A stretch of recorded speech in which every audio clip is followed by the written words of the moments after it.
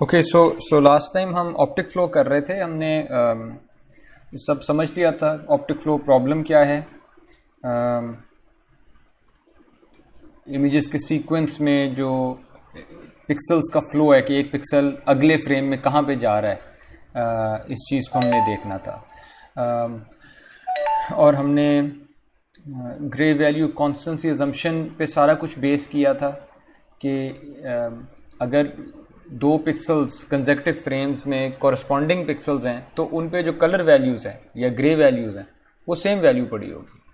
तो ये grey value constituency assumption हमने ली थी, इस पे टेलर सीरीज अप्रॉक्सीमेशन लगाई थी लेफ़्ट हैंड साइड पे, और उस अप्रॉक्सीमेशन की वजह से हमारे पास ग्रे वैल्यू कॉन्स्टेंसी अजम्पशन को हमने लीनियराइज्ड ऑप्टिक फ्लो कंस्ट्रेंट के तौर पे लिख लिया था। यहाँ पे लीनियराइज्ड ऑप्टिक फ्लो कंस्ट्रेंट जो सिर्फ ये कहती है कि अगर एक पिक्सल पे अगर फ्लो वाला वेक्टर u और v अगर ये सही है तो फिर लेफ्ट हैंड साइड ज़ीरो के बराबर आ जाएगी, जहाँ पे i x i y और i z ये डेरिवेटिव्स हैं x y और z डायरेक्शंस में। z जो है ये टाइम की डायरेक्शन है।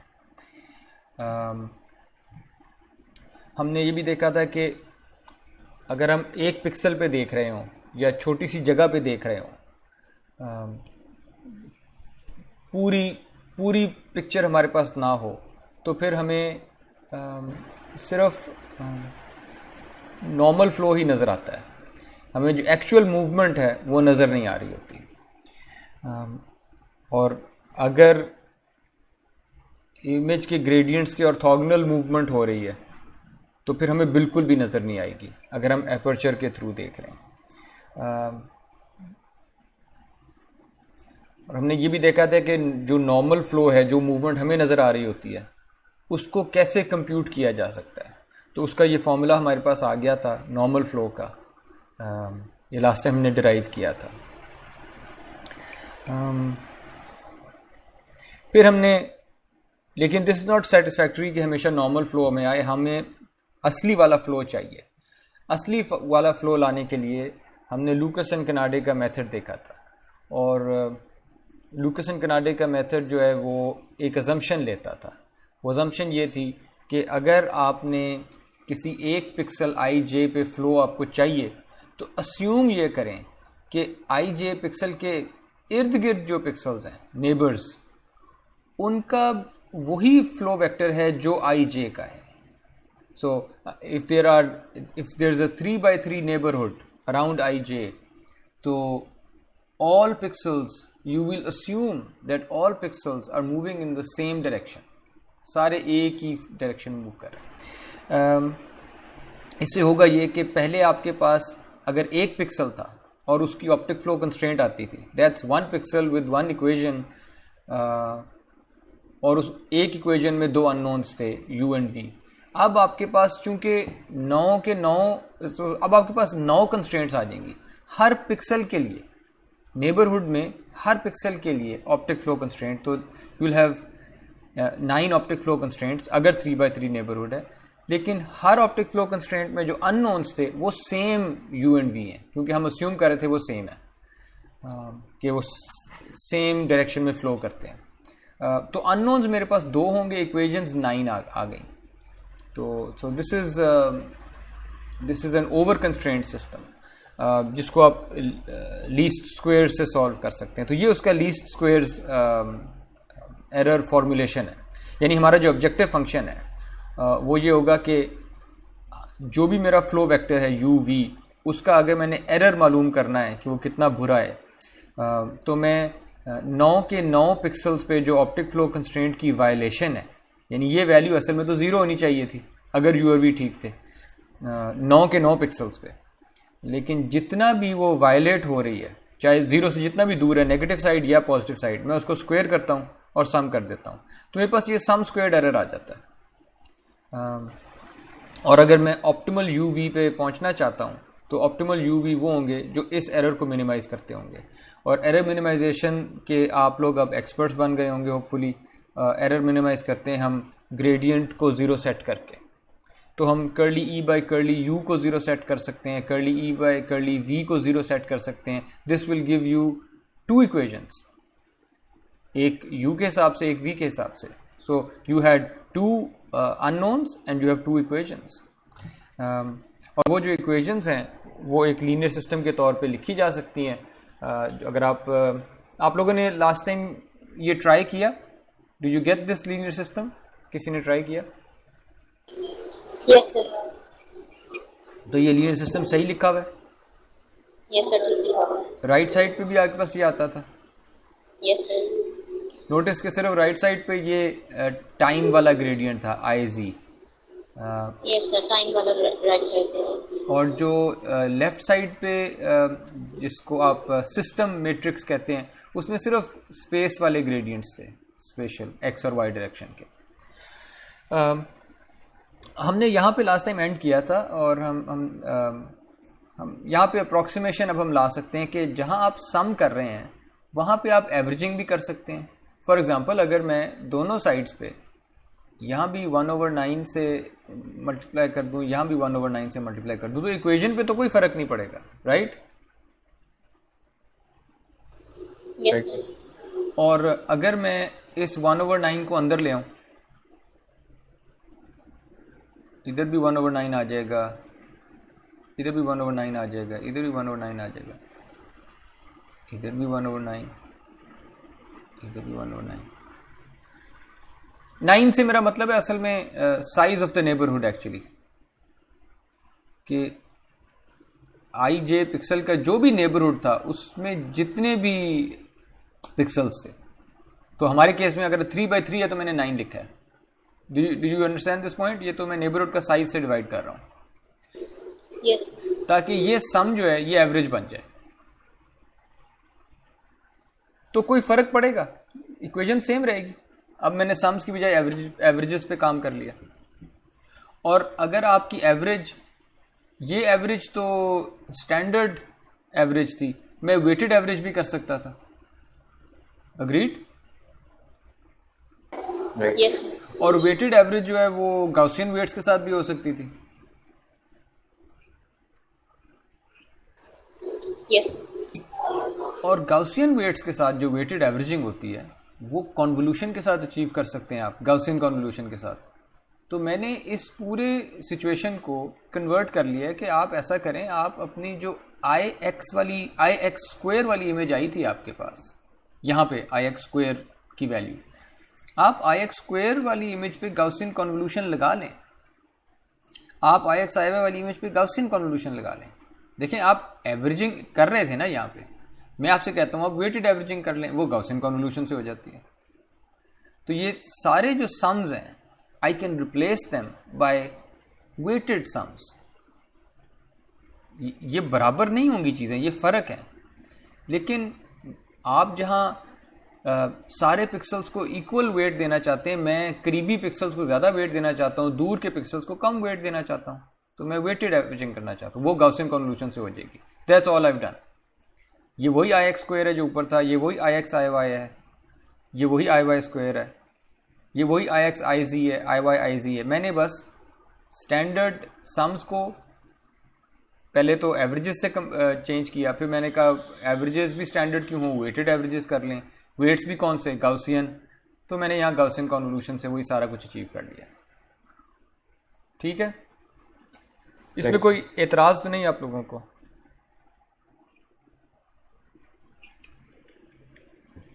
No sir. ठीक है, ये हमने स्ट्रक्चर टेंसर की बारी भी किया था, सिर्फ वही है. और ये सारा काम हम यहाँ, ये तो मैंने ज़रा धक्के से कर दिया ना कि 1/9 दोनों तरफ ले आया, पर ये काम मैं इधर भी कर सकता था अगर मैं, और लास्ट लेक्चर में मैंने यहाँ पे एंड किया था कि अगर यहाँ पे मैं वेट्स ले आता कि हर एरर, स्क्वायर्ड एरर जो यहाँ पे आ रहा है किसी एक नेबर का, उसको मैं किसी वेट W से मल्टीप्लाई कर दूँ, और अगर वो वेट्स गाउसियन होते तो फिर मेरे पास वही ये वाला सिस्टम आ जाता. ठीक है जी?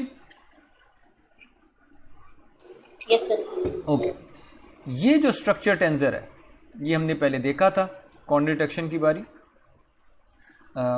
और उसकी बारी हमने इसके आइगन वेक्टर्स और आइगन वैल्यूज़ को कंप्यूट किया था। इस दफ़ा स्ट्रक्चर टेंसर एक लीनियर सिस्टम में अपीयर हो रहा है और उस लीनियर सिस्टम का जो सिस्टम मैट्रिक्स है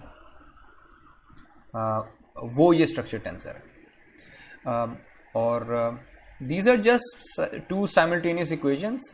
आप चाहें तो अपने जो भी आपने स्कूल में कॉलेज में चीज़ें सीखी हुई हैं, साइमल्टेनियस इक्वेशंस कैसे सॉल्व करते हैं उस तरह से सॉल्व कर लें, या आप लीनियर अलजेब्रा के जो रूल्स हैं उधर से सॉल्व कर दें। लीनियर अलजेब्रा आपको कहता है कि इस सिस्टम की सॉल्यूशन सिर्फ तब होगी अगर इसका रैंक 2 है, विच मीन्स कि ये लीनियरली इंडिपेंडेंट रोज हैं अगर इसकी, ठीक है, विच मीन्स के ये जो दो, क्योंकि लीनियर इक्वेशंस हैं, इट मीन्स कि ये दो लाइंस को रिप्रेजेंट कर रही हैं, और सॉल्यूशन सिर्फ तब हो सकती है अगर वो लाइंस इंटरसेक्ट करें। अगर लाइंस पैरेलल हैं तो then there is no solution, ठीक है। तो सो लाइंस अगर पैरेलल हैं या लाइंस अगर एक दूसरे के ऊपर हैं, विच ऑल्सो मीन्स पैरेलल, ठीक है। Well that doesn't really mean parallel, क्योंकि वो टच कर रही हैं। एनीवेज, अगर लाइंस एक दूसरे के ऊपर हैं या पैरेलल हैं तो नो सॉल्यूशन। वेट, पैरेलल हैं तो नो सॉल्यूशन, अगर एक दूसरे के ऊपर लाई करती हैं तो इन्फिनिट सॉल्यूशन है,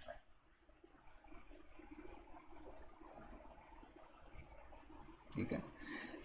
और ये 3 केसेस हैं, और इस केस में यूनिक सॉल्यूशन होती है।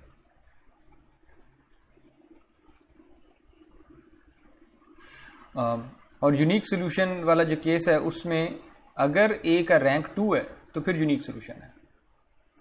अगर ए का रैंक 1 है, वेट, अगर ए का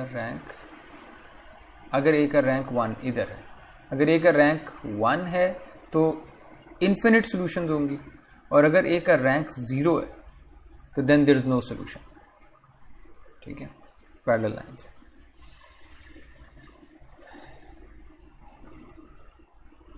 वैसे भी ये 2x2 मैट्रिक्स है, ये इन्वर्टेबल तभी होगा जब ये फुल रैंक होगा। तो आप uv equals a inverse into, इसको अगर b वेक्टर कह दें, a inverse into b, a inverse तभी आएगा जब रैंक 2 है, ठीक है। ओके, अगर रैंक 0 है तो रैंक 0 कब होगा? किसी भी मैट्रिक्स का, 2x2 मैट्रिक्स है और मैं आपसे कहता हूं उसका रैंक 0 है, कब हो सकता है रैंक 0?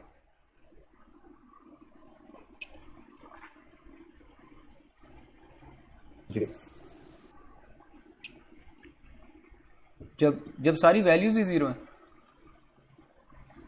जब सारी वैल्यूज ही 0 हैं तब रैंक 0 होगा।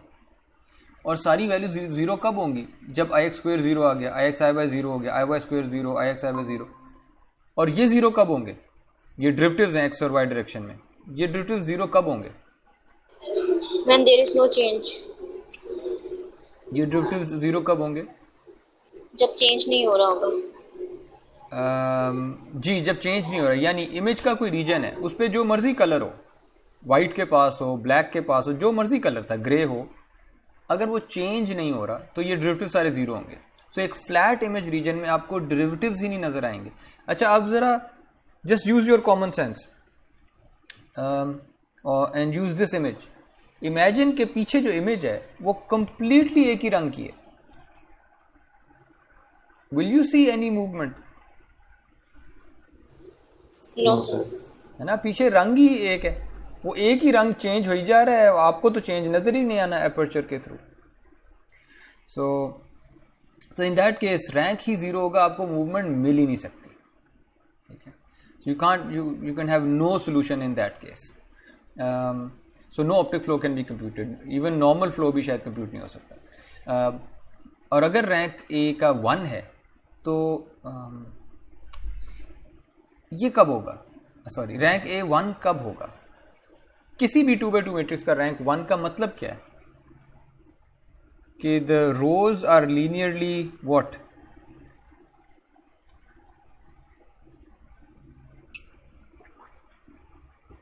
लीनियरली डिपेंडेंट या इंडिपेंडेंट? अगर तो इंडिपेंडेंट थी तो रैंक 2 था, ठीक। तो यहाँ पर डिपेंडेंट होंगी लीनियरली, रैंक 1 के केस में। एब्सोल्युटली, यानी लीनियरली डिपेंडेंट होंगी, विच मीन्स कि किसी एक रो को मैं स्केल कर दूं तो दूसरी रो आ जाएगी। लीनियर डिपेंडेंस का मतलब ही है, एक रो को मल्टीप्लाई कर दूं किसी नंबर से तो दूसरी रो आ जाएगी। इसका मतलब ये है कि असल में आपके पास दो इक्वेशंस नहीं है, इक्वेशन एक ही थी आपके पास। You understand this? जिसको आप समझ रहे थे कि दो कंस्ट्रेंट्स हैं, वो एक ही कंस्ट्रेंट थी, दूसरा तो उसी का कोई मल्टीप्लाइड स्केल्ड वर्जन था। तो आपके पास असल में अभी भी एक इक्वेशन है, और एक इक्वेशन से आप दो अननोन्स तो निकाल नहीं सकते, लेकिन एक इक्वेशन से क्या निकाल सकते थे आप, जो हमने लास्ट टाइम किया था, कि आप नॉर्मल फ्लो तो निकाल सकते हैं, और नॉर्मल फ्लो का ये फॉर्मूला हमने डिराइव किया था। तो this is the best that you can do. अगर रैंक 1 है तो you don't have two equation, you still have one equation, और उससे the best you can do is normal flow निकाल लें, ठीक है। और जिसका ये फॉर्मूला, इसी फॉर्मूले से निकाल लेंगे, ये फॉर्मूला यूज़ कर लेंगे वहाँ पे। सो दैट्स व्हाट वी से ओवर देयर कि चूंकि ग्रेडियंट वेक्टर्स, सारे पिक्सल्स के ग्रेडियंट वेक्टर भी एक जैसे थे उस 3x3 नेबरहुड में, तो आपके पास सिर्फ एक ही इंडिपेंडेंट इक्वेशन आई, नॉर्मल फ्लो आपने निकाल लिया उस पिक्सल पे, because that's the best you could have done. फिर पहले की तरह कि अगर आपने कंप्यूटेशन सेव करनी है तो रैंक की जो कंप्यूटेशन है ना, वो थोड़ी सी एक्सपेंसिव हो सकती है रैंक कंप्यूट करना, लेकिन ट्रेस जो है वो बहुत सादा कंप्यूटेशन है। 2x2 मैट्रिक्स में जो ट्रेस है वो डायगोनल का सम है, सिर्फ दो वैल्यूज का सम है 2x2 मैट्रिक्स में। वेल, ये सम कंप्यूट कर लें। अगर ट्रेस 0 के पास है ना, तो रैंक भी 0 होता है। तो मैंने तो ये कंडीशन ढूंढनी थी, रैंक 0 है कि नहीं है, तो मैं ट्रेस को देख लेता हूँ, ट्रेस 0 है कि नहीं है, क्योंकि अगर ये है तो फिर रैंक भी 0 होगा। So this is the condition that I actually check, this is much faster, सिर्फ दो नंबर्स का सम है। और रैंक 1 तब होता है जब ट्रेस 0 ना हो, क्योंकि अगर ट्रेस 0 के पास हो गया फिर तो रैंक 0 हो जाएगा। ट्रेस अगर 0 से दूर है, 0 से बड़ा है, और डिटर्मिनेंट जो है वो 0 के पास है, तो फिर रैंक 1 होगा। क्योंकि इन्वर्टिबल मैट्रिक्स कौन सा होता है जिसका डिटर्मिनेंट नॉन 0 होता है? इन्वर्टिबल मैट्रिक्स का मतलब है रैंक 2। सो अगर डिटर्मिनेंट 0 नहीं है तो मैट्रिक्स इन्वर्टिबल है, विच मीन्स उसका रैंक फुल रैंक होगा, 2 होगा रैंक। लेकिन अगर डिटर्मिनेंट 0 है तो रैंक 1 होगा। और डिटर्मिनेंट की कंडीशन भी सिर्फ दो मल्टीप्लाइज, क्योंकि यहाँ स्क्वायर हो रहा है, सो 2 मल्टीप्लाइज और 1 एडिशन। तो it's a cheap operation compare to rank की कंप्यूटेशन। बहरहाल you can use these conditions to quickly check कि रैंक 0 है या रैंक 1 है। और अगेन ये जब एक्चुअली कंप्यूट करेंगे तो ये अप्रॉक्सीमेटली 0 मैंने चेक रखा, विच मीन्स कि कोई थ्रेशोल्ड होगा, कि आप थ्रेशोल्ड के साथ कंपेयर करेंगे कि ट्रेस अगर सर्टेन थ्रेशोल्ड से कम है तो आप कहेंगे कि यार अच्छा ये 0 के बहुत पास आ गया। इसी तरह डिटर्मिनेंट जब सर्टेन थ्रेशोल्ड से कम होगा आप कहेंगे ये 0 के पास आ गया। उस केस में आप कहेंगे कि अच्छा मेरा रैंक A वाला केस शुरू हो, रैंक 0 वाला केस शुरू हो गया या रैंक 1 वाला केस शुरू हो गया, एंड सो ऑन। अगर आपको कुछ भी समझ नहीं लगा, पूरे लेक्चर में कोई मैथ समझ नहीं लगी, तो the algorithm is still there.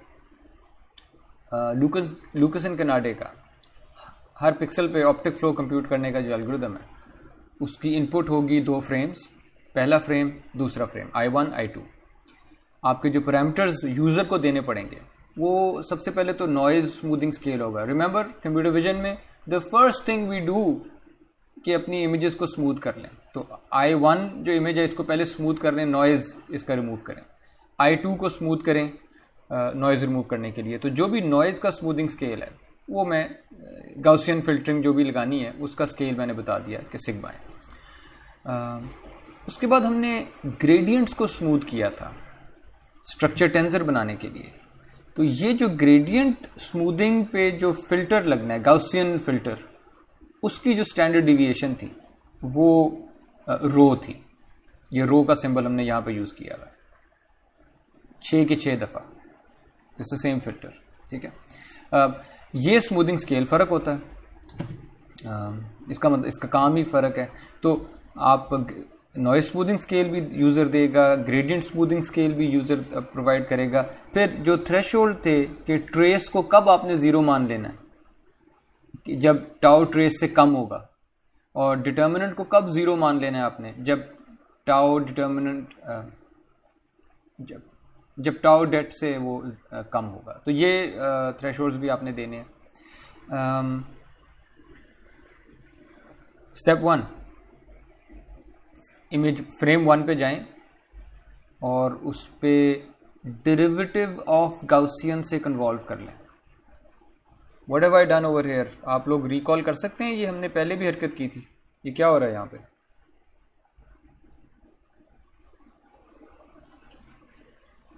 तो दो चीजें हम इकट्ठी कर रहे हैं यहाँ पे जी। एक तो नॉर्मलाइज कर रहे हैं, दूसरा स्मूथ कर रहे हैं। नॉर्मलाइज तो नहीं कर रहे, स्मूथ की बात सही थी। हम स्मूथ कर रहे हैं, लेकिन गाउसियन जो फिल्टर था उसका डेरिवेटिव पहले ही ले लिया मैंने। सो this is a derivative of Gaussian,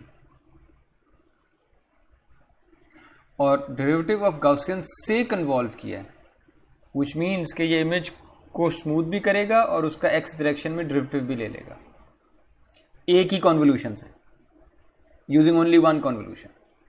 इसी तरह यहाँ पे जो गाउसियन फिल्टर था उसको मैंने पहले डिफ्रेंशिएट किया वाई डायरेक्शन में। एक और फिल्टर आ गया मेरे पास, वो डेरिवेटिव ऑफ गाउसियन था वाई डायरेक्शन में, उससे इमेज को कन्वॉल्व किया और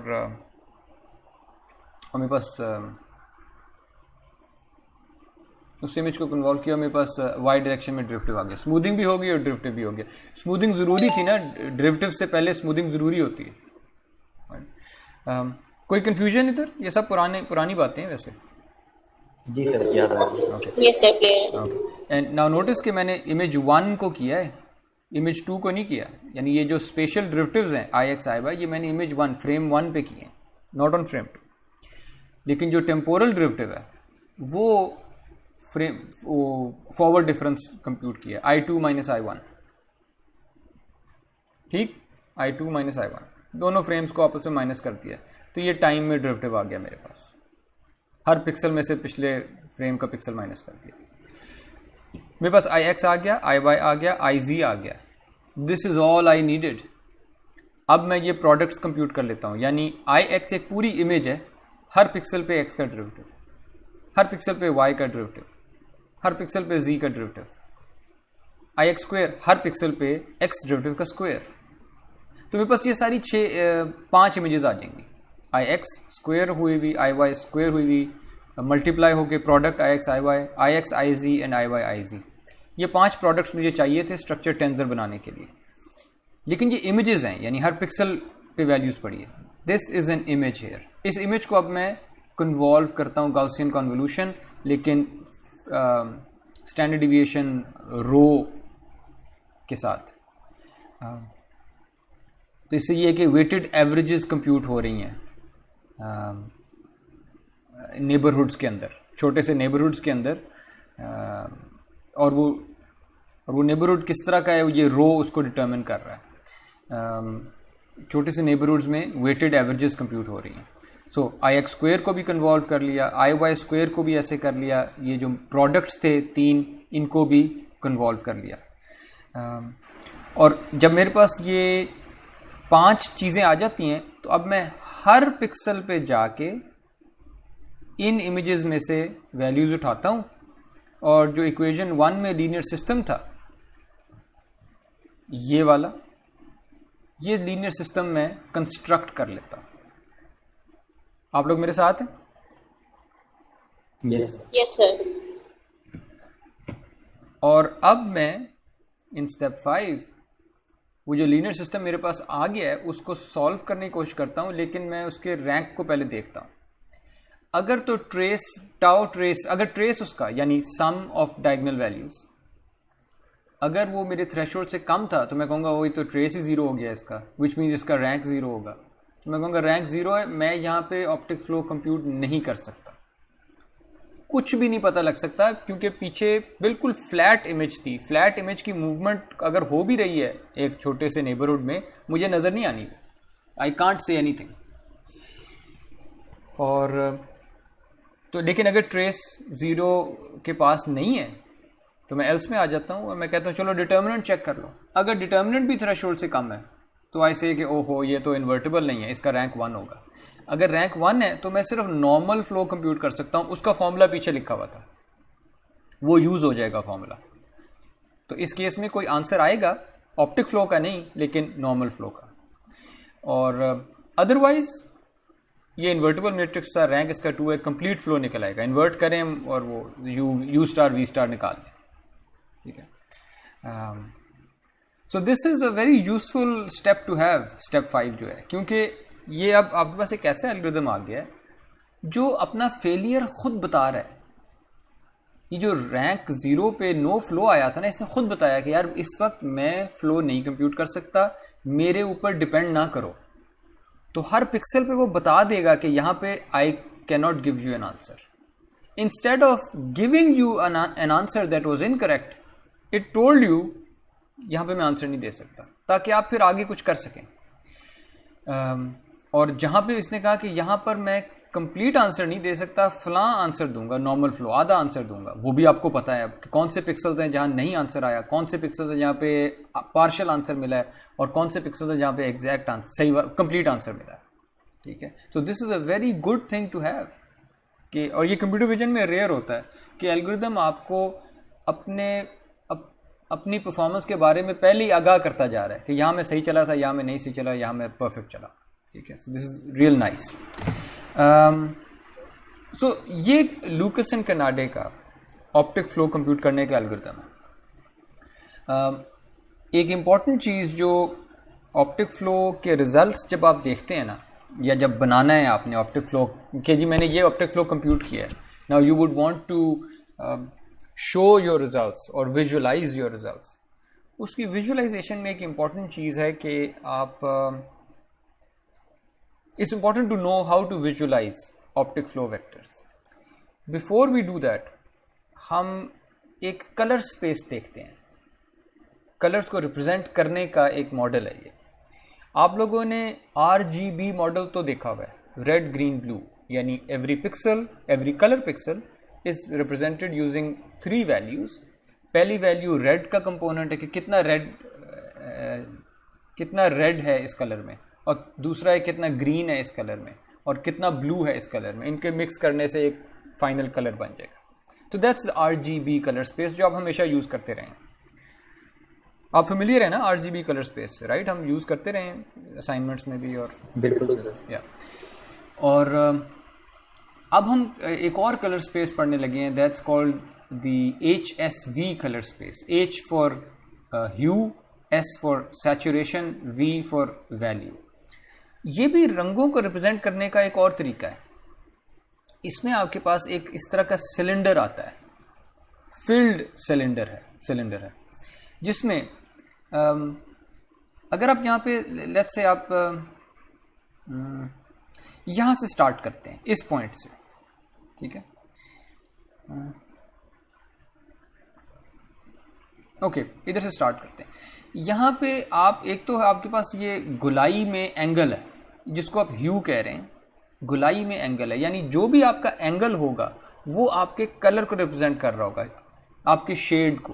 क्या ब्लूइश शेड है, डार्क ब्लूइश शेड है आपका, पर्पल की तरफ है, रेड की तरफ है, येलो की तरफ है, ग्रीन की तरफ है, सो ऑन। यहाँ तक आप साथ हैं? कि जो एंगल है उसको मैं कहूँगा कि एंगल आपके कलर के शेड को रिप्रेजेंट करता है। इसको ह्यू कहते हैं, जिसको मैं कलर का शेड कह रहा हूँ ना, ये इसको कहते हैं ह्यू। तो ये आपके ह्यू को रिप्रेजेंट करता है। अग्रीड? Yes sir. ओके। अच्छा, और ये जो सिलेंडर के रेडियस पे अगर हम देखें, रेडियल डायरेक्शन में, कि सिलेंडर में मैं यहाँ पे बैठा हूँ या और आगे चला गया हूँ या और आगे या और आगे या और आगे उसकी आउटर एज के पास, इसको कहते हैं सैचुरेशन। ये सैचुरेशन है, ये कलर की स्ट्रेंथ बता रही है। और आप नोट करेंगे कि यहाँ पे अगर स्ट्रॉन्ग ब्लू है, बड़ा रिच ब्लू रंग है, जैसे जैसे मैं रेडियस के साथ अंदर आता जाऊं तो वही ह्यू वही था ब्लू का, लेकिन वो फीका पड़ता जाएगा, फीका होते होते होते होते बिल्कुल फीका हो जाएगा। इसी तरह ये अगर जैसे ये रेड का बड़ा स्ट्रॉन्ग ह्यू था, ह्यू वही रहेगा लेकिन वो फीका होता जा रहा है। ठीक है? तो सैचुरेशन ये ऐसे ही है कि मैंने जैसे सफ़ेद रंग के अंदर ना एक पानी पड़ा था ट्रांसपेरेंट, और उसके अंदर मैंने थोड़ा सा नीला डाला तो कम सैचुरेशन है, फिर ज़्यादा नीला डाल दिया, फिर और नीला डाल, इतना ज़्यादा नीला डाल दिया कि वो सारा पानी कंप्लीट नीला लगने लग गया। तो ये वो कंप्लीट नीले वाला स्टेज है कि वो पानी को मैंने सैचुरेट कर दिया है कि और नीला इसमें नहीं डालने का कोई फ़ायदा नहीं है, बिल्कुल नीला हो गया, ये पानी सैचुरेट हो गया। ठीक है? Yes sir. ओके, तो ये रंग की ताकत है।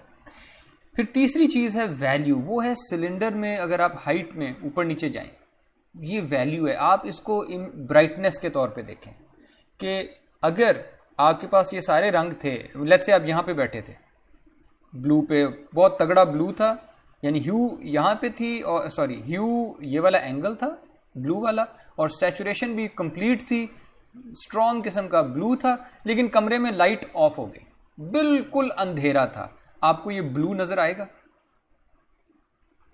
No sir. वेल, ये वो लाइट की वैल्यू है, ये वो ब्राइटनेस है कि अगर आपके ओवरऑल ब्राइटनेस ही मैंने कम कर दी तो मैं यहीं पे बैठा था, लेकिन इस सिलेंडर में मैं बिल्कुल नीचे चला जाऊंगा।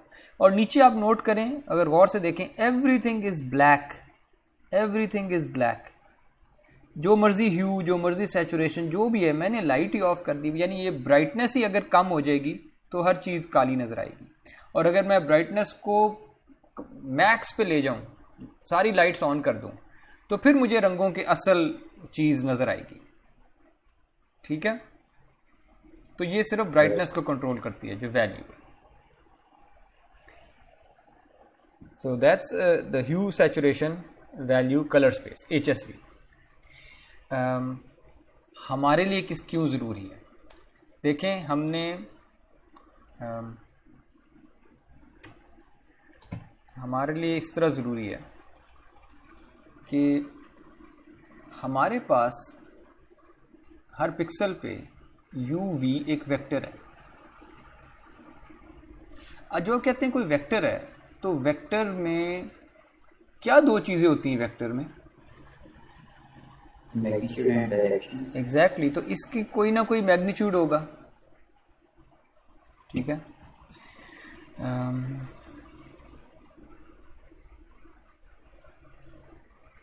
हाँ, इसका कोई ना कोई मैग्नीट्यूड होगा, और इसकी कोई,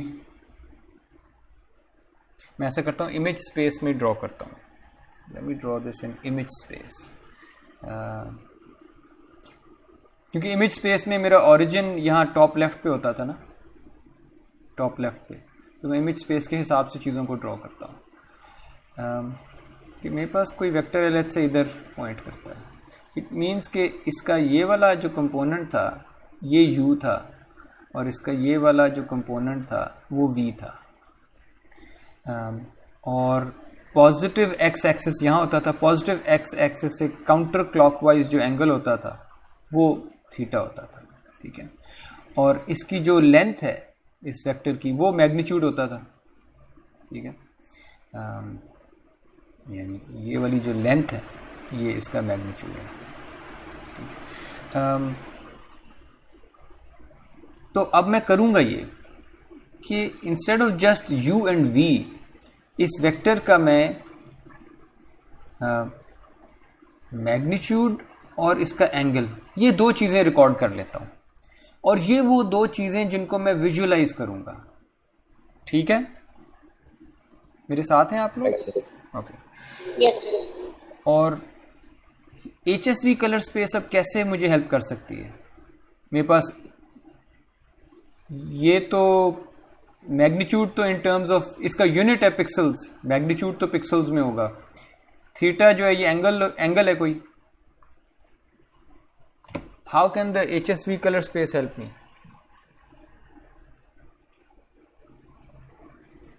सर एंगल तो व्यू को रिप्रेजेंट कर सकते हैं। यस, आप एक HSV, जिस तरह आप RGB इमेज बनाते थे ना 3 चैनल्स की, आप एक HSV इमेज बनाएंगे 3 चैनल्स की, जिसके ह्यू वाले चैनल में इस पिक्सल के लिए आप एंगल को स्टोर कर देंगे। ह्यू वाले चैनल में आप एंगल को स्टोर कर दें। And this is what I have done here specifically, कि पिक्सल XY पे गए, जौन से पिक्सल की बात हो रही है, ह्यू वाले चैनल में आपके पास जो भी एंगल आया था उस XY पिक्सल पे, वो सेव कर दें। और सैचुरेशन देखती थी ना कि रंग कितना तगड़ा होना चाहिए, उस शेड का रंग, उस ह्यू का रंग, उस ह्यू को कितना स्ट्रांग होना चाहिए, वो सैचुरेशन में था। तो उस पिक्सल पे जो सैचुरेशन की वैल्यू है, वहां पे ये क्या टर्म लिखी हुई है? मैग्नीट्यूड का फॉर्मूला। ये तो मैग्नीट्यूड है ऑप्टिक फ्लो वेक्टर का, ये एंगल था ऑप्टिक फ्लो वेक्टर का, तो वहां पे मैग्नीट्यूड सेव कर दिया। और जो वैल्यू है ये तो ब्राइटनेस बताती थी कलर की, आप इसको ऐसा करें किसी भी कांस्टेंट पे सेट कर दें, लेट्स से 255। अगर आपका मैक्सिमम कलर 255 पे जा रहा है वैल्यू, तो वो सेट कर दें तो बिल्कुल ब्राइट नज़र आएगा। तो ये आपके कंट्रोल में है, पर इसको 255 पे सेट कर दें, एंगल और मैग्नीट्यूड ये विजुलाइज हो जाएंगे। अब होगा क्या, हर पिक्सल XY जहाँ पे आपके पास असल में एक वेक्टर पड़ा था ऑप्टिक फ्लो का, उसकी एक U था, उसका एक V था, मैंने इवेंचुअली क्या किया है, मैंने उसको किसी ना किसी कलर में चेंज कर दिया है। ये 2 नंबर्स थे, इनको मैंने किसी कलर, एक चीज़ में चेंज कर दिया। वो कलर बना कैसे, उस कलर का कोई ह्यू था, एंगल से मैंने निकाल लिया, उस कलर का कोई मैग्नीट्यूड सैचुरेशन था, वो मैंने मैग्नीट्यूड से निकाल ली। अब आपकी ऑप्टिक फ्लो वेक्टर्स की एक इमेज बन जाएगी जिसमें कलर्स नज़र आ रहे होंगे, और कलर्स रिप्रेजेंट करते होंगे कि ये पिक्सल किस डायरेक्शन में मूव कर रहा था और कितनी तेज़ी से मूव कर रहा था, कितना ज़्यादा मूव कर रहा था। ठीक है, और तो ये वो कलर व्हील, ह्यू सैचुरेशन वैल्यू से कलर व्हील एक बनाया हुआ है, जिसमें आप नोट करें कि इमेज ऑरिजिन जो है वो टॉप लेफ्ट है। वाई डू आई से टॉप लेफ्ट? क्योंकि मैं नीचे देखूँ एक्स एक्सिस तो 50, 100, 150, यानी एक एक्सिस इधर को इंक्रीज हो रहा है और दूसरा एक्सिस इधर को इंक्रीज हो रहा है 50, 100, यानी ये मैं इधर ड्रॉ करने की बजाय इधर भी तो लिख सकता था। पॉइंट इसके वाई एक्सिस हॉरिजॉन्टल, एक हॉरिजॉन्टल एक्सिस इधर से शुरू हो रहा है और वर्टिकल एक्सिस भी इधर से शुरू हो रहा है, तो ये मेरा ओरिजिन है। तो हम वही इमेज एक्सिस पे इस वक्त काम कर रहे हैं, और उसके हिसाब से अब मैंने किया क्या है, मैंने हर पिक्सल को उठाया इस स्क्वायर के अंदर, मैंने हर पिक्सल को उठाया और इस इमेज का जो सेंटर पॉइंट है, तो ये 500 बाय 500 की इमेज है, इसका 250, 250 उठाया, ये इस कलर व्हील का सेंटर पॉइंट है। ये वो जो HSV सिलेंडर था उसके अंदर जो ये वाला पॉइंट था ना, बिल्कुल अंदर कोई ना कोई ओरिजिन तो होना था ना, इस HSV स्पेस में भी तो कोई ओरिजिन होना था जिसको आप 0,0,0 कहते हैं। ये वो 0,0,0 है।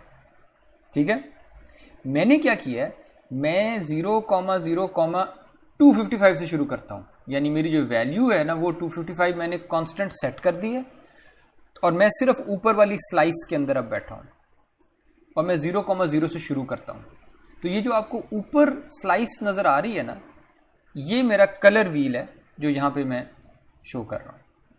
सिर्फ 255 वाली स्लाइस या जो भी कांस्टेंट वैल्यू थी उसकी स्लाइस, और उसमें मैं बस देख लेता हूँ कि मैं कंपेयर टू माय ओरिजिन जो कि 250,250 है, बल्कि ड्रॉ करके देख लेते हैं।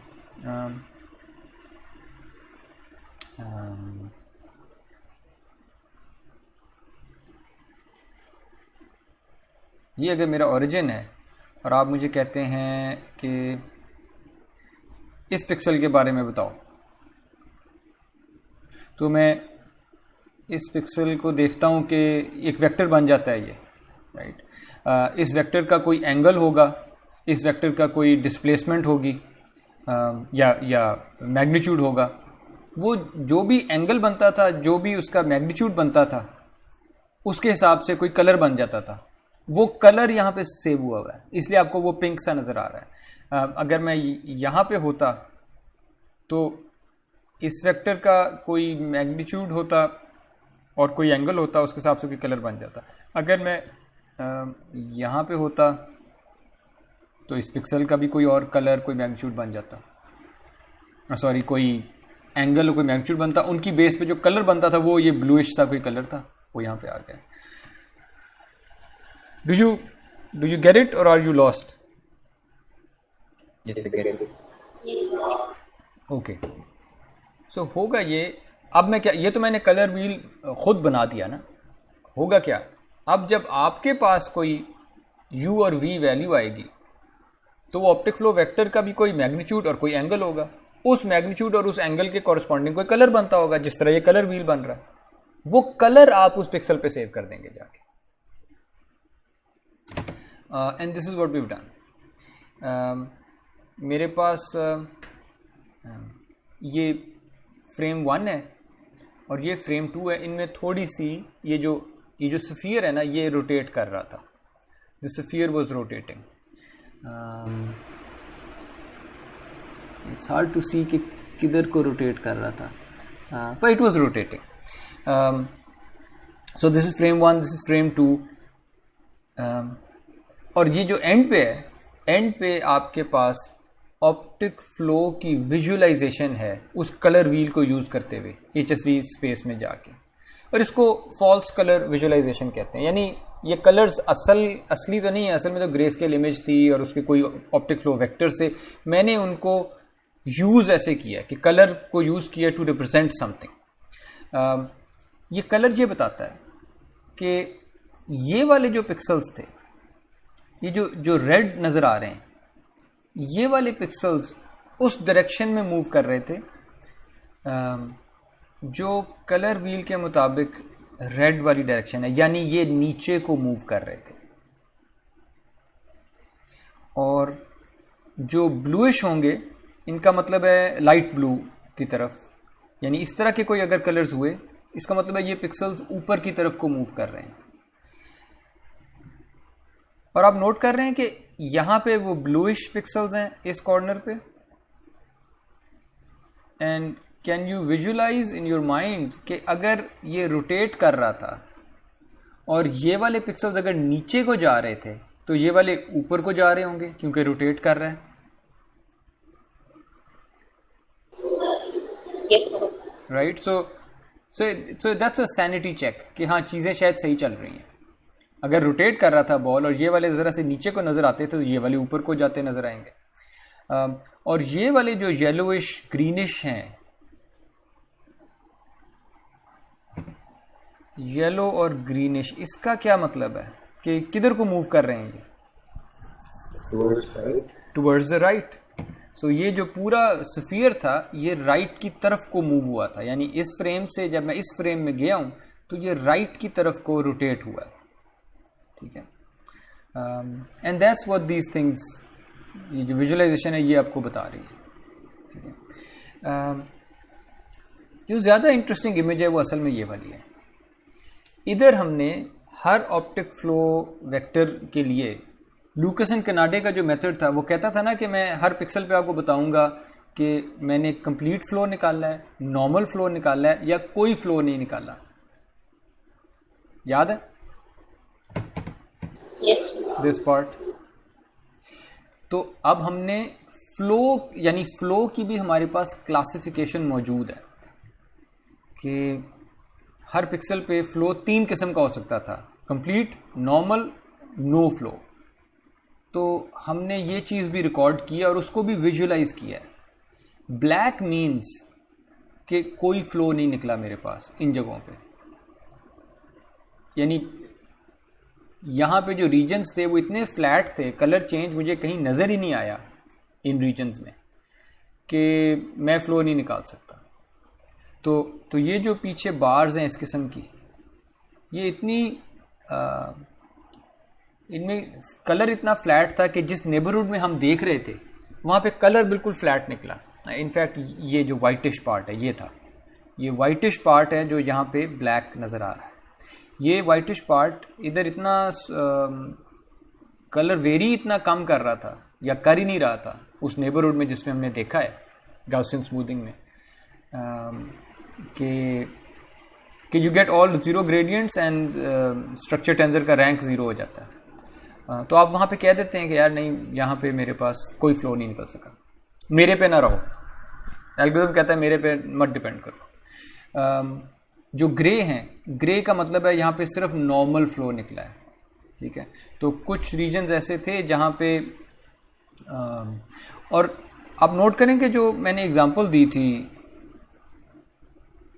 विजुअलाइजेशन, ये अब नोट किया, इस तरह की लाइंस मैंने दी थी आपको, और इन लाइंस में मैंने कहा था कि देखें आपको कंप्लीट फ्लो तो नज़र आएगा ही नहीं, आपको तो नॉर्मल फ्लो नज़र आ सकता है एट मैक्स, ठीक है। यहाँ भी असल में वैसे ही हुआ है कि ये जो ग्रेश रीजन्स हैं, ग्रेश रीजन्स, यहाँ पे आपको बस ये थे वो जो ग्रेश जहाँ पे नॉर्मल फ्लो निकला, क्योंकि आपके पास बस एक तरह का लाइंस की तरह के ग्रेडियंट्स थे, तो यहाँ पे आप नॉर्मल फ्लो ही देख सकते थे, सही वाला फ्लो आपको मिल नहीं सकता था अगर यहाँ कोई था। तो उसने यहाँ पे इनको ग्रेश कह दिया है कि इधर इट्स नॉट रिलायबल। वाइट वो पिक्सल्स हैं जहाँ पे इमेज ग्रेडियंट्स भी थे, टाइम ग्रेडियंट्स भी थे, सब कुछ था, सारी इन्फॉर्मेशन मौजूद थी, रैंक 2 के मैट्रिक्स बनते थे, और उसने कहा यहाँ पे मैं कंप्लीट ऑप्टिक फ्लो निकाल लेता हूँ, यहाँ पे मेरे रिजल्ट्स आर मोर रिलायबल, ठीक है। सो एक लेसन आपको ये मिलता है कि जब भी आपके पास कंप्यूटर विजन में, स्पेशली कंप्यूटर विजन में, खैर इन एनी फील्ड, जब भी आपके पास कोई रिजल्ट्स आते हैं ना न्यूमेरिक, अब वो बहुत सारे नंबर्स होते हैं, नंबर्स को एनालाइज करना is far difficult. Always think about intelligent ways of visualising your results. यहाँ पे आपने असल में दो बहुत अच्छे तरीके देख लिए हैं रिजल्ट्स को विजुअलाइज करने के। एक कि आपने ऑप्टिक फ्लो वेक्टर्स को विजुअलाइज किया है, उनका मैग्नीट्यूड और एंगल दोनों, यानी सिर्फ इन रंगों को देख के मैं बता सकता हूँ कि हाँ the sphere was rotating towards the right, और ये वाले पिक्सल्स ऊपर को जा रहे थे, ये वाले नीचे को जा रहे थे, एंड सो ऑन। अगेन यहाँ भी आपको ब्लैक इस तरह के होल्स नज़र आ रहे हैं, वो इसलिए क्योंकि उन पिक्सल्स पे फ्लो था ही नहीं मेरे पास, तो वो ब्लैक ही रहे, वहाँ मैंने कुछ नहीं किया। सो एक तो ये कि आपने अपना रिजल्ट वैसे विजुलाइज कर दिया, दूसरा आपने अपने रिजल्ट्स की किस्में भी देख ली, वो भी विजुलाइज करके देख ली कि यहाँ पे फ्लो था, यहाँ पे नॉर्मल फ्लो था, और यहाँ पे नो फ्लो था, और वो इमेज के साथ मैच भी कर सकते हैं कि इंट्यूशंस आप कुछ डिराइव कर सकते हैं कि हाँ इधर ऐसे ही होना चाहिए था। So always try to find intelligent ways of visualising your results, and you don't really have to work hard. आप इन लोगों से जो आइडियाज़ हैं वो कॉपी कर सकते हैं और आहिस्ता आहिस्ता आपके जहन में भी आने लग जाएंगे। ओके,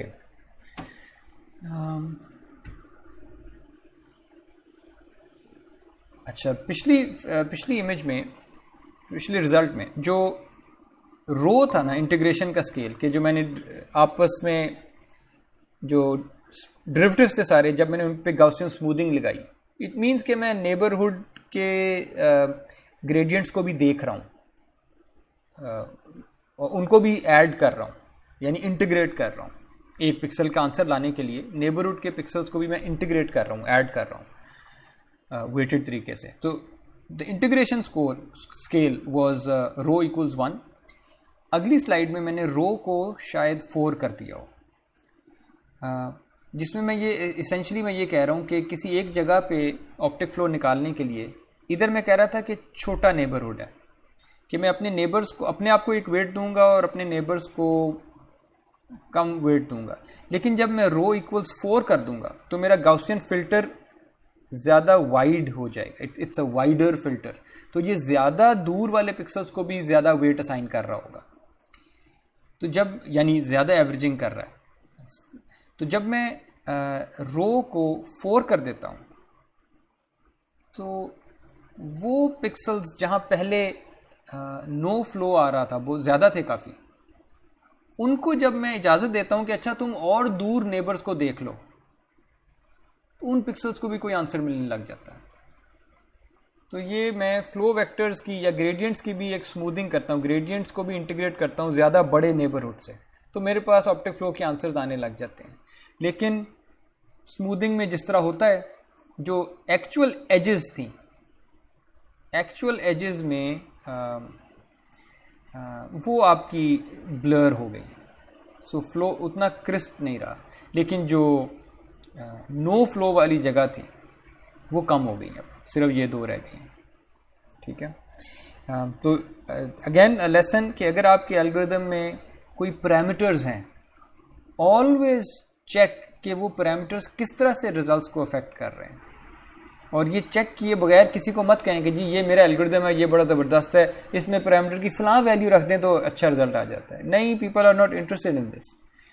आप ये शो करें कि आपके जो भी पैरामीटर्स हैं उनको चेंज करने से क्या फ़र्क पड़ता है, ताकि कोई इंट्यूशन मिले उन पैरामीटर्स की। ये इमेज मैंने आपको शुरू में दिखाई थी, ये sequence. Do you see the chain saw move?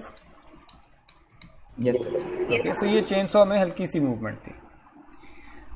अच्छा, किस तरफ को थी? सो ये पहला फ्रेम है और ये दूसरा फ्रेम अब मैं दिखाने लगा हूँ। आपने नोट करना है कि मूवमेंट किधर को हो रही है। दूसरा फ्रेम ये है, first second, first second, first second, first second, first second. ये वाले पिक्सल्स कहाँ जा रहे हैं? ये वाले पिक्सल्स कहाँ जा रहे हैं? ये ऊपर को जा रहे हैं, और ऑब्वियसली ये वाले नीचे को जा रहे हैं, राइट? ओके ओके, ये वाले ऊपर, ये वाले नीचे, कलर व्हील पे जाते हैं। ऊपर जो जा रहे हैं वो ब्लूइश नजर आने चाहिए, और नीचे जो जा रहे हैं वो रेडिश नजर आने चाहिए। Now let's look at the visualisation of the optic flow. I hope कि मैंने उल्टा इम्प्लीमेंट ना कर दिया। लेट्स सी, यानी आपके मुताबिक ये वाले ब्लू नज़र आने चाहिए, ये वाले रेड नज़र आने चाहिए। अग्रीड? यस, आई होप ऐसा ही ऐसा ही। ये वाले ब्लू नज़र आते हैं और ये वाले रेड नज़र आते हैं, और ये जिस तरह से वो अभी रोटेट हो रहे थे ये उसी तरह अपने अपने एंगल बता रहे हैं, ठीक है। तो ये इस छोटे से सीक्वेंस में 2 फ्रेम्स का ये सीक्वेंस था, उसमें यू कैन सी के इमेज में कौन से रीजन्स मूव कर रहे थे, कहाँ को मूव कर रहे थे, किस डायरेक्शन में, कितना मैग्नीट्यूड था, वो कलर की स्ट्रेंथ उसको कंप्यूट कर रही है। और ये उसी इमेज के ऊपर ओवरले कर दिया मैंने, जो ऑप्टिक फ्लो की विजुअलाइजेशन थी ओरिजिनल इमेज पे ओवरले हुई हुई है। ये सिर्फ राइट पे सिर्फ मैग्नीट्यूड्स हैं, this is not a good representation. लेकिन अगर आपको डायरेक्शन में इंटरेस्ट नहीं है, आपको सिर्फ मैग्नीट्यूड में इंटरेस्ट है, अगर आप कहते हैं कि मैंने जो पिक्सल्स मूव कर रहे हैं मुझे सिर्फ वो चाहिए, मुझे उनकी डायरेक्शन नहीं चाहिए, तो ठीक है, सिर्फ ग्रेड मैग्नीट्यूड उठा लें। लेकिन this is a Richter representation जो लेफ्ट पे है। और ये वही फ्लो क्लासिफिकेशन है कि कौन से पिक्सल्स पे आप, वाइट का मतलब है कंप्लीट ऑप्टिक फ्लो निकल सकता था यहाँ पे, ब्लैक का मतलब है कोई फ्लो नहीं निकल सकता था, और ग्रे का मतलब है कि इन पे सिर्फ नॉर्मल फ्लो निकला। और सो ये एक बंदा जगलिंग कर रहा है। सो आप नोट करें कि ये बॉल्स किस तरफ को मूव करें। सो this is the first frame, observe just this hand, ठीक है, observe this hand, this is the first frame. Second frame में आपने बस मुझे बताना है कि ये किधर को जा रहा है, ऊपर नीचे left right, first second, first second, ये okay. So this hand goes down. Now look at this hand, second, sorry ये फर्स्ट था, वेट ये फर्स्ट है, ये सेकंड है, फर्स्ट सेकंड, फर्स्ट सेकंड, ऊपर जी, ये ऊपर जा रहा है। And look at this ball, first second, first second, first second, downwards पर राइट को, डाउनवर्ड्स पर राइट को। ओके, ऊपर नीचे तो आपको पता है कौन से रंग थे, डाउनवर्ड्स और राइट जो है, डाउनवर्ड्स और राइट फिर कुछ इस तरह का कलर बनेगा, येलोइश ग्रीनिश। ओके, नीचे वाला जो है वो रेड, ऊपर वाला blue. Okay, let's find out. So ये हाथ नीचे जा रहा था, ये रेड नजर आएगा, ये ऊपर जा रहा था, ये ब्लू नजर आएगा, और ये येलो नजर आएगा, yellow green. And that's exactly what happened. ये रेडिश पर्पलिश पिंकिश उस तरह का शेड आया, ये ब्लूइश सा शेड आया, परफेक्ट नहीं है रिजल्ट्स, और ये ग्रीनिश सा शेड आया, ठीक है, और मैंने ओवरले किया हुआ उसके ऊपर। So you get the idea right, कि लुकास एंड कनाडे किस तरह आपको ऑप्टिक फ्लो वेक्टर्स निकाल के विजुलाइज करा के दिखा सकता है। तो लेट्स समराइज जो हमने मेथड देखा है। लुकास एंड कनाडे एक बहुत ही सादा और बहुत ही तेज़ मेथड है। मुझे बताएं, मैंने ये दो लफ्ज़ क्यों लिखे हैं, सिंपल एंड फास्ट, सादा और तेज़ क्यों कहा है मैंने?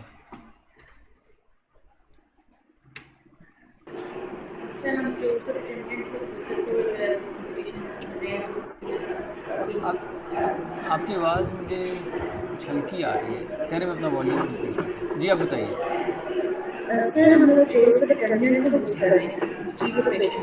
जी बिल्कुल, हमने स्ट्रक्चर टेंसर में उसके ट्रेस और डिटर्मिनेंट को यूज़ किया और रैंक वाला काम नहीं किया, तो इट्स फास्ट। फिर आपका स्ट्रक्चर टेंसर है भी 2x2, मैट्रिक्स भी छोटा था,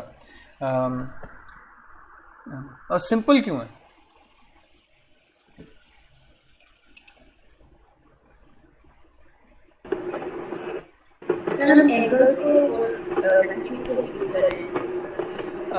वो तो रिजल्ट है ना।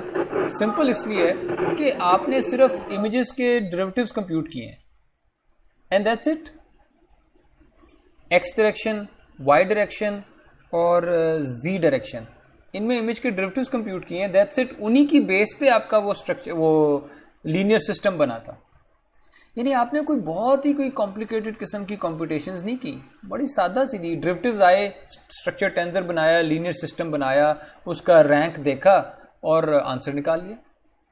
काफ़ी सादा मेथड था उसकी। ठीक है, मैथ हम समझ रहे थे, हम पहली दफ़ा कर रहे हैं तो हमें ज़रा कॉम्प्लिकेटेड लगेगा, लेकिन once you see the algorithm, वो तो बड़ा सादा है at the end of the day. फिर the method only requires 2 frames, तो मेमोरी रिक्वायरमेंट इसकी बहुत कम है, बस 2 फ्रेम्स आपकी मेमोरी में होने चाहिए। And this method often gives superior results to more complicated approaches. So optic flow की इतनी बड़ी फील्ड है, ऑप्टिक फ्लो पे इतने ज़्यादा पेपर्स हैं, इतने ज़्यादा आइडियाज़ हैं इस पर, लेकिन ये जो लुकास कनाडे का बेसिक मेथड था, 1981 का इनका पेपर है, ये अक्सर सोफिस्टिकेटेड मेथड से भी बेहतर दे देता है results. So it's good value for money. Disadvantages ये हैं कि ये पूरा method gradient grey value constituency assumption पे बेस्ड था, ठीक है। और जहाँ भी वो ग्रे वैल्यू कॉन्स्टेंसी अजम्पशन ज़रा वायलेट होगी वहाँ पे ये मेथड भी फेल होगा। अगर फ्लो में डिसकंटिन्यूटीज़ हैं कि एक पिक्सल, मसलन लुकासन कनाडे ने अजम्पशन नहीं ली थी कि 3x3 नेबरहुड में या किसी नेबरहुड में तमाम पिक्सल्स एक ही जगह मूव कर रहे हैं, ये अजम्पशन ली थी हमने। Yes sir. अगर किसी एक जगह पे पिक्सल आई जे की जब बात करते हैं, पिक्सल आई जे के नेबरहुड में अगर वो असल में एक ही जगह पे मूव नहीं कर रहे थे तो आपकी अजम्पशन वायलेट हो गई थी। बिल्कुल सर। तो वो वाली जगह जो है उन्हें फ्लो डिसकंटिन्यूटी कहते हैं कि वहाँ पे पिक्सल्स वाकई बड़ी फ़र्क जगहों पे, नेबरिंग पिक्सल्स फ़र्क जगहों पे जा रहे थे। That's a flow discontinuity.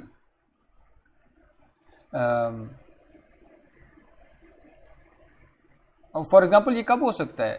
Rotation में। जब आपकी फॉर एग्जांपल वो सफ़ियर था, वो रोटेट करता था, तो सफ़ियर के एजेस पे जो सफ़ियर के बाहर वाला पिक्सल है वो तो कहीं रोटेट ही नहीं कर रहा था, वो तो बस स्टेशनरी था। लेकिन सफ़ियर की एज पे जो पिक्सल है वो रोटेट कर रहा था। जब आप सफ़ियर की एज पे रखेंगे, जब आप सफ़ियर की एज पे किसी पिक्सल की बात करेंगे, उसका नेबरहुड जो है, उसके नेबरहुड में तमाम पिक्सल्स एक ही जगह पे मूव नहीं कर रहे। इस जगह पे मुमकिन है कि तमाम पिक्सल्स एक ही जगह मूव कर रहे हों, लेकिन यहाँ पे ये ज़रूरी नहीं था। तो जब ये डिसकंटिन्यूटी होगी जहाँ पे, वहाँ पे लुकासन कनाडे की जो अजम्पशन थी कि सारे एक तरह मूव करते हैं, क्योंकि वो अजम्पशन ही फेल हो गई, रिजल्ट्स भी उतने अच्छे नहीं आएंगे। ठीक है। सो बाय द वे मैं आपको इस अजम्पशन के बारे में बता दूं। Let me write this down. Where should I say this?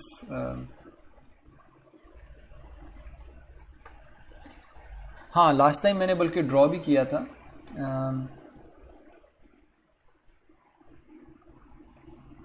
सो जब हम कहते हैं पिक्सल आई जे, ठीक है, और फिर हम कहते हैं उसके नेबर्स, और हम अस्यूम करते हैं कि जहाँ पे ये मूव कर रहा था, हम अस्यूम करते हैं कि बाकी सारे भी इसी डायरेक्शन में मूव करते हैं। ये अजम्पशन होती है।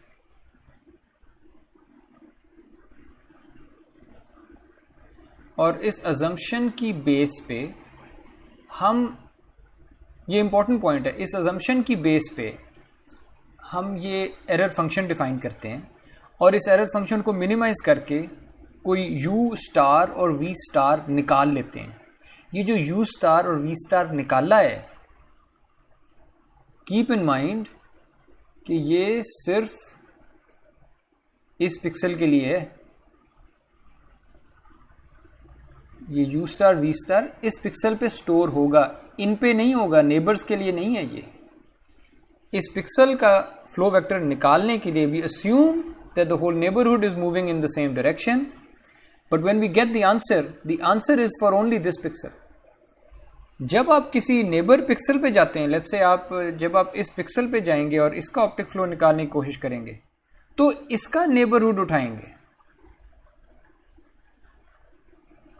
और उसमें फिर आप अस्यूम करेंगे कि अच्छा, लेट्स से अगर ये वाला इधर, जहां भी, वहां भी एक असम्पशन होगी कि all of them are moving in the same direction, और जो निकल आएगा u स्टार v स्टार वो सिर्फ इसी पिक्सल पे सेव हो रहा होगा। Do you see this? Yes. Right. So हमारी सिर्फ अजम्पशन है, ज़रूरी नहीं है कि इमेज में एक्चुअली ऐसे फ्लो कर भी रहा हो। तो उन्हें फ्लो डिसकंटिन्यूटीज़ कहते हैं कि जहाँ भी ये अजम्पशन फेल होगी लुकास कनाडे वाली, वहाँ पे फिर रिजल्ट्स भी ख़राब होंगे। So that's a disadvantage of Lucas Kanade's approach. फिर एक और डिसएडवांटेज वो ये है कि ये एक लोकल मेथड है। लोकल इसलिए क्योंकि जिस तरह अभी मैंने वो नेबरहुड्स बनाए थे, 3x3 नेबरहुड, 5x5 नेबरहुड, या आपके जो नेबरहुड है असल में तो वो रो की वजह से डिफाइन हो रहे हैं।